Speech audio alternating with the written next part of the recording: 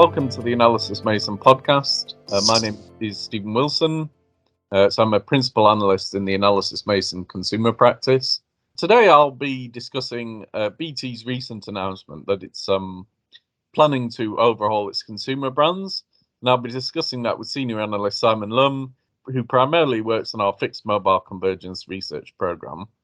The full written version, the associated article to this podcast, is available to access and download from the Analysis Mason website for free. So welcome to the podcast, Simon.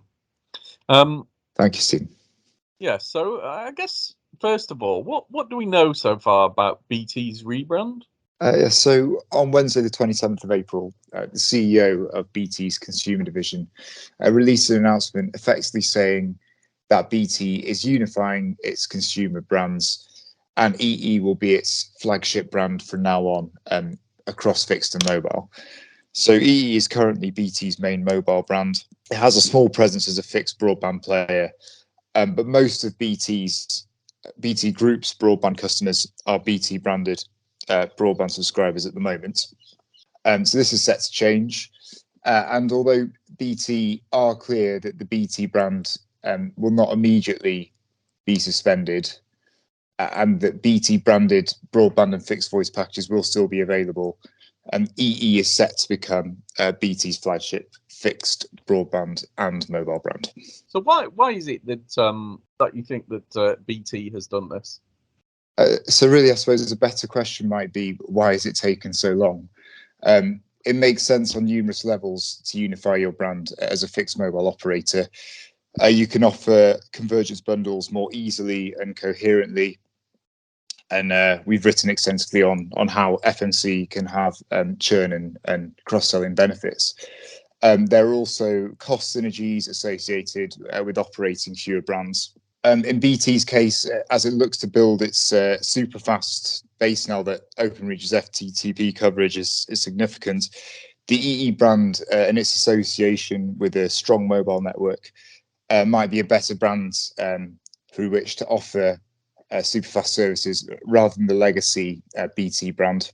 Perhaps the reason why BT has taken such a long time and set the wheels in motion in unifying its brand is because it struggled to unify its back office systems with EE. This was reported to have only taken place in 2020, so 4 years after the merger. It's also, or acquisition, I should say, it's also struggled to consolidate the brands and the user bases. So EE and BT are very different brands with different demographic bases. There also wasn't the threat of convergence from other operators. So before the merger between Virgin Media and O2, BT were the only infrastructure converged operator in the market. So they might not have felt the need to offer convergence packages.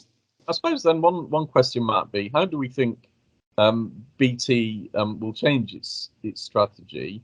How might BT's retail offers change? So the key move, as we've gone through already, will be the shift for EE to become BT's flagship broadband brand. It's likely to be accompanied by a large marketing push. As to most consumers, EE is known as a primarily mobile brand. And if we look at the number of BT's broadband customers that currently take convergence, it's only around 21 to 22%, and so there is significant room for growth here.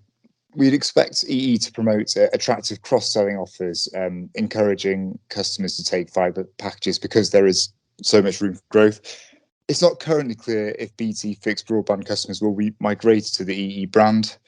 And this actually may alienate consumers who are familiar with the BT brand and possibly unfamiliar with EE.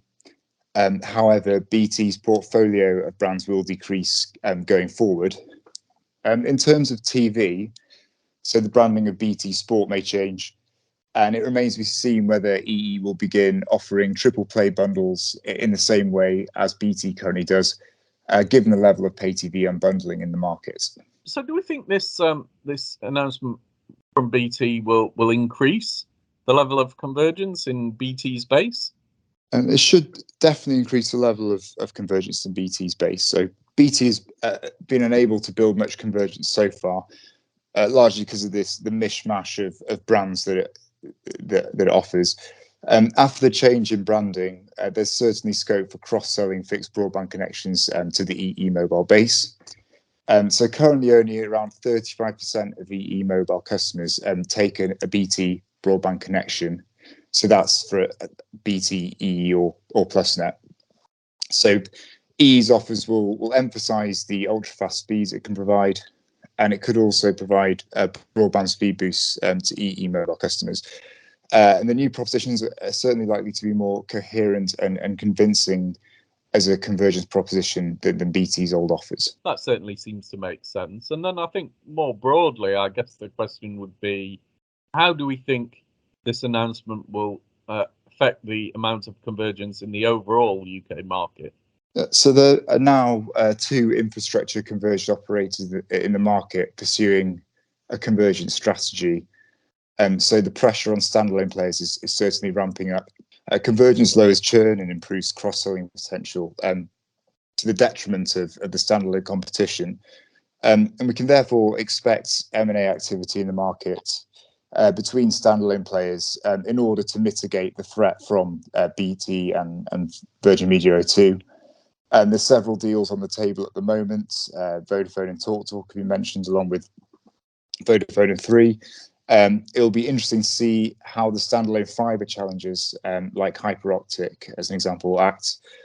For now, they generally have an infrastructure advantage on their networks, so convergence may not affect them too much in the short term, but in the long term, this will be a threat. So we may well see MNOs looking to acquire these players. So thanks very much, Simon. It will certainly be fascinating to see how things unfold from here. There is more content on this topic on the Analysis Mason website. And to automatically receive future episodes, please subscribe to the Analysis Mason podcast. Thank you for listening.